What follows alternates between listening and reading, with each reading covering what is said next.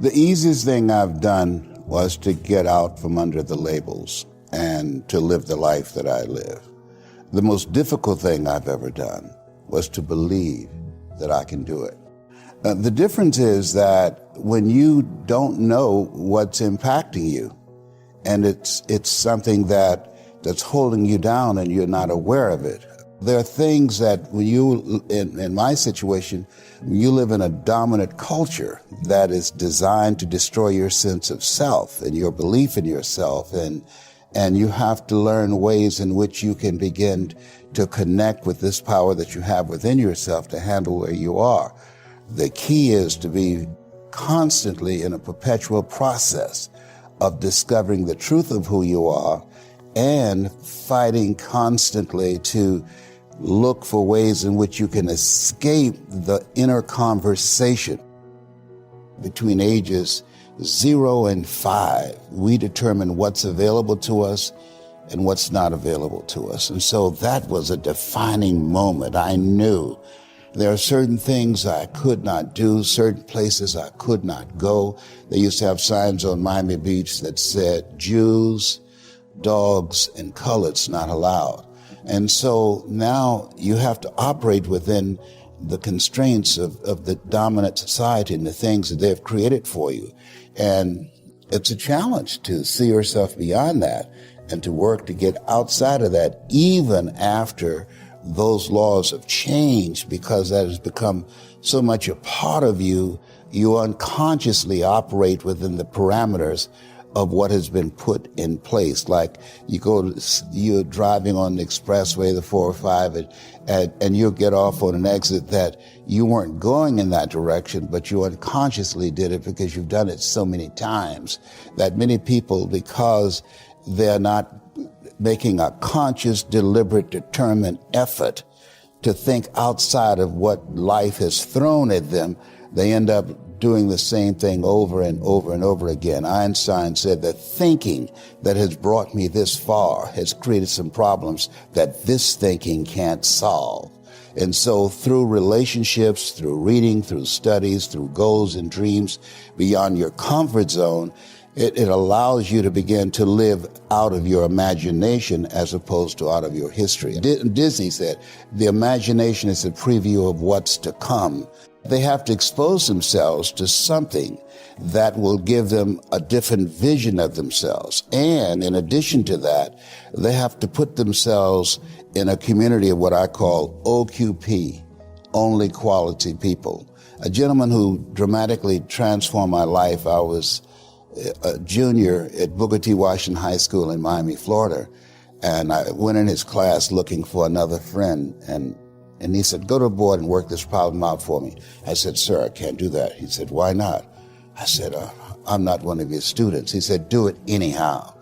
And the other kids started laughing, saying, he's Leslie, he's DT.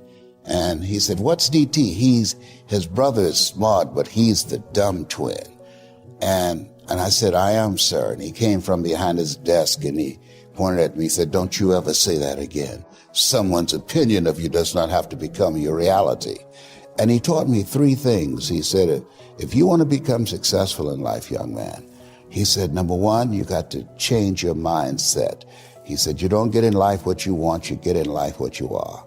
Number 2, practice OQP, only quality people. You earn within $2,000 to $3,000 of your closest friends. I found that out. I left all my broke friends. I said, y'all got to go. And the 3rd thing he said, develop your communication skills, because once you open your mouth, you tell the world who you are. He said, those are 3 major things that you want to work on that will liberate you from living in Liberty City, living in poverty in Overtown.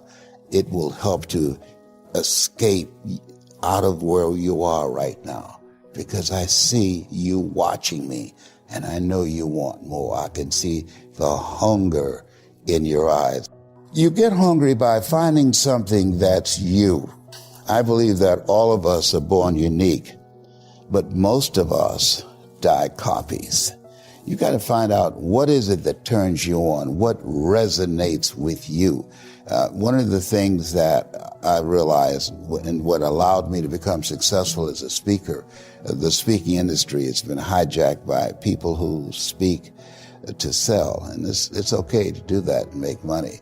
I speak to change lives because somebody spoke and changed my life. So this is my passion. This is my drive. This is something that I feel in my heart.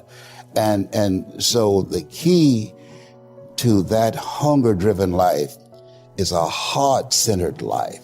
I didn't do what I'm doing for years because of my programming, because of the culture in which I was raised in. I would see other people with degrees and PhDs and MBAs and credentials I don't have, and I convinced myself I couldn't do it. But Mr. Washington, on that day, we became friends, and he taught me not only someone's opinion of you does not have to determine your reality. He said that you have to work on yourself and you have to have an unstoppable attitude, and no excuse is acceptable, and you got to make it a priority, a non-negotiable in your life, and hold a constant vision of what it is you want to achieve. See it accomplished and go all out. Find a way to win in spite of the setbacks, in spite of the disappointments, in spite of your failures. I tell people when I'm giving presentations, you will fail your way to success. I have a saying, as life knocks you down, try and land on your back, because if you can look up, you can get up. And so those experiences of going after goals that's beyond your comfort zone, and having relationships that will challenge you, and surrounding yourself with coaches and mentors who can take you to a place within yourself that you can't go by yourself because you can't read the label when you're locked in the box. And so those experiences, they challenge you to go to that next level and continue to move forward in your life, doing new and exciting things that eye has not seen, ear has not heard, nor has entered the heart of mankind what God has in store for you when you live a heart-centered life, deciding that you're going to live a life that will outlive you. You're going to live a life that counts, a life that will build a legacy and change the planet. You know, Horace Mann said, we should be ashamed to die until we've made some major contribution to humankind. And so my goal is to make a major contribution to humankind. Every day when I get up, my mindset is, what is it that I can do to touch and impact somebody's life today? What is it? What does that look like? Don't live the life that has been given you by their circumstances, by the people that's around you. That Sidney Poitier wrote a book called The Measure of a Man. And he said, when you go for a walk with someone, something happens without being spoken. He said, either you adjust to their pace or they adjust to your pace. Whose pace have you adjusted to? And so there are things that we pick up and we think that they're our choices, but they're the choices that we've been programmed by life to do. When we leave our homes in the morning, we're bombarded with over 6,000 advertising hits through Facebook, through Twitter, through Instagram, through television, through our phones and through our communities, and through the computers. And so all of these things are impacting us every day. Life will hijack your mind if you let it. Don't allow all these things to make you a lesser person. You must own your mind. Don't let life own yours. Get after it, stay hard. You don't gain confidence by going to the spot that makes you feel good. It's going to be a false reality. And the second life gives you that challenge, all you want to do is go back to what made you confidence, or what gave you confidence. Is that happy spot?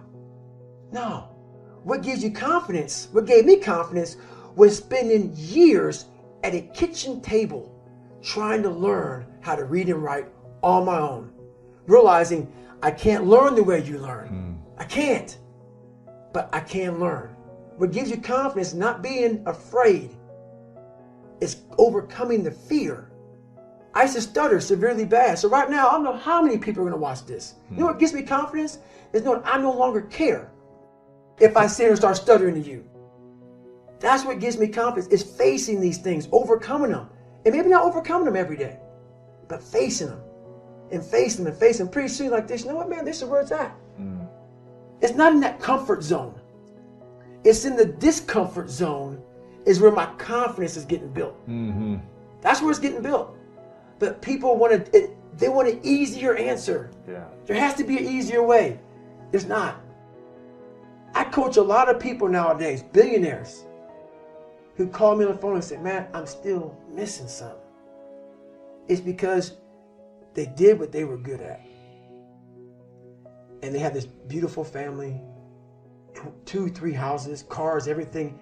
Has everything in the world. On the outside looking in, like, my God, man, how can you be unhappy? I walk around with the backpack with all my stuff in, and I walk around happiest person in the world. Have nothing. Happy as hell. It's because I found out the whole key to life. It's not in all that. You have to face yourself. So many people live to be 100 years old and they die miserable, having everything, because they never examined. And the only way you can set the example is you have to always be willing to work. I don't follow people who talk about what they used to do in life. I don't give a fuck what you used to do. I don't care, like, you used to be the best. I don't care. What are you doing today?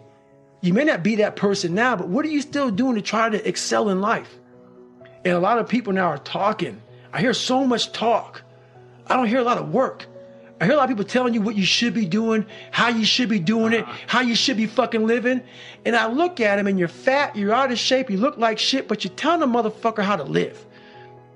No, man, I want to listen to you. There's so many people speaking this shit, and that's what bothered me a lot in the military. There's a lot of people talking shit. I don't see the real suffering behind it, behind what you're saying. I became this 297-pound person because it became my body armor. Because the inside was a fragile, weak, insecure kid. So I put this big man around it. So when people looked at me, I intimidated them. I scared them. But if they knew the real me, just a little punk. I was a little punk kid in a 24-year-old guy's body. So I knew that.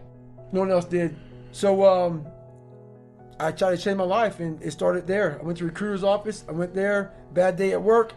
The bad day at work made me realize I gotta make a stand. How did you lose the weight in 3 months? You just run your ass off? Or? I couldn't run. The first thing about it was, so I said to myself, I'm gonna run 4 miles. My first run out the gate, I'm gonna run 4 miles.